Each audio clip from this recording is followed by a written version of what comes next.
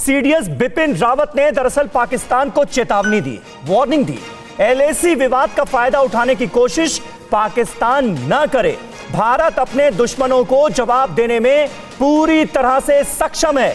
LAC से LOC तक दुश्मन को धूल चटाने का मादा हम रखते हैं। चीन की हर गतिविधि पर भारत की पैनी नजर है, लेकिन अभी भारत और चीन के बीच जो टकराव की स्थिति चल रही है उसका फायदा उठाने की कोशिश पाकिस्तान ना करे। याकूब साहब कंटिन्यू कीजिए, लेकिन उससे पहले बाइट सुन लेते हैं, जरा सुन लेते हैं क्या कहा है सीडीएस बिपिन रावत ने। Pakistan has been launching proxy war and sponsoring, training, arming and equipping terrorists on their soil, which they keep infiltrating into our state of Jammu and Kashmir. They have also tried to expand the terrorism into other regions of our country. So we find the threat from there will mainly be in the form of proxy war.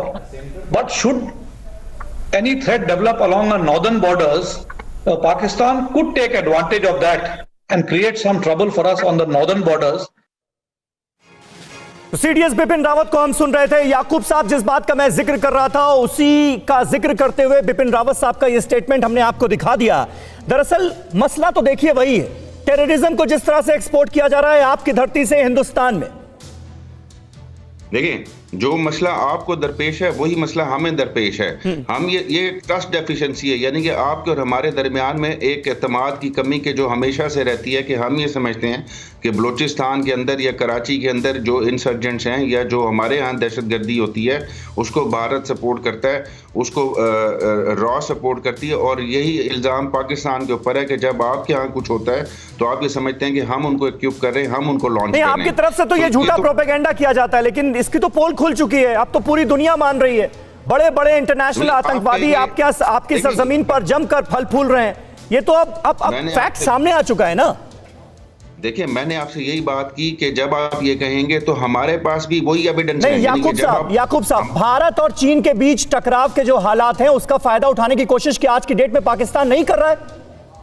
नहीं, देखें, सबसे पहली बात आपने terrorism की बात की। अब जहां तक टेररिज्म की बात है तो नहीं, कत्तन कोई ट्रेनिंग सेंटर्स कुछ नहीं है। अगर आप माजी की बातें करें तो माजी में बहुत कुछ होता रहा, आपकी तरफ से भी होता रहा होगा, हमारी तरफ से भी होता रहा होगा, लेकिन इस वक्त कहीं ऐसा नहीं है। मगर मैं ये कह रहा हूं कि जो ट्रस्ट एफिशिएंसी है, जो एतमाद का फुकदान है, उसको खत्म इसलिए इस तरह से किया जा सकता है कि अगर हम यही इल्जाम एक दूसरे के ऊपर देते रहेंगे तो कभी भी खत्म नहीं होगा।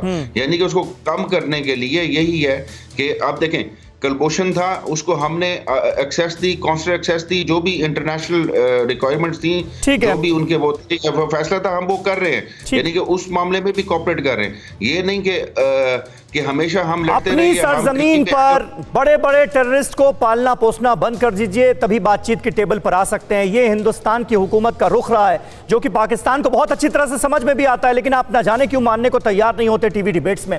फिक्र आपकी, सोमवार से शुक्रवार रात 9 बजे सिर्फ TV9 भारतवर्ष पर।